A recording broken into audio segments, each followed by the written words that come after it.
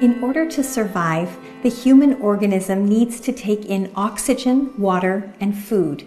We can survive only about 3 minutes without air, 3 days without water, and 3 weeks without food. Because food is so important to our survival, it's been studied extensively. And since 1827, when a British physician by the name of William Prout first proposed that humans need 3 macronutrients to survive, physicians, scientists, and increasingly the general public have been trying to figure out exactly how much of each of these nutrients will optimize our health. But to some extent, the focus on nutrients rather than food has confused many people. And we tend to get lost in this conversation about nutrients, good and bad. And it's understandable because scientists need to reduce things to a single variable to study them. And the variable in food would appear to be the nutrient. But we also have lots of studies that show that simply removing or boosting nutrients or turning them into supplements doesn't seem to work. That food is much more complicated. It's a system. A basic understanding of the nutrients can give us a helpful background for our discussions about food. So we'll review the nutrients and how the body uses them. But most of this course will focus on discussions about food and health, because ultimately people eat food, not nutrients.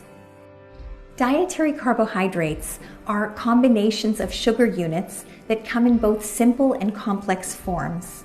Simple carbohydrates include the monosaccharides or single sugar units like glucose and fructose, as well as the disaccharides or 2 sugar units like sucrose or table sugar. Complex carbohydrates or polysaccharides include the dietary starches that our body can break down and digest, and also the indigestible polysaccharides that make up dietary fiber.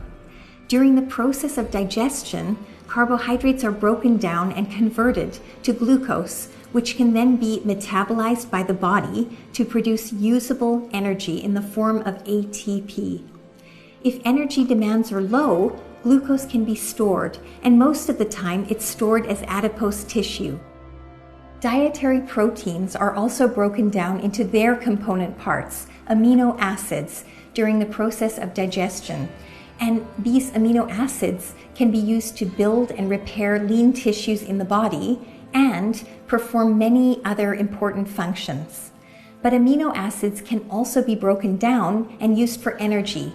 And if they're consumed in excess, they can contribute to fat stores in the body as well. Dietary fats can also be broken down into smaller components and used for energy, or they can be stored as adipose tissue depending on our energy needs. Fats are the most energy-dense storage form, providing 9 calories of energy for every gram, and alcohol provides 7 calories per gram. In contrast, carbohydrates and proteins provide only 4 calories per gram.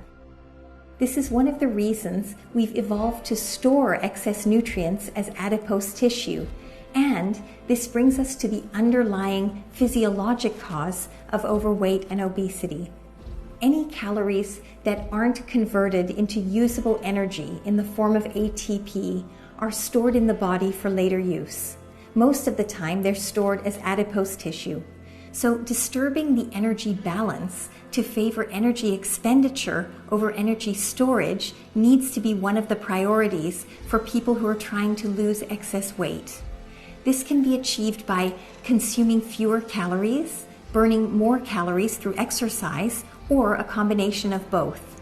But in addition, when long-term health is the end goal, the quality of our food matters just as much as the number of calories we consume. Within each category of macronutrient, we need to choose foods that will support our health rather than working against it.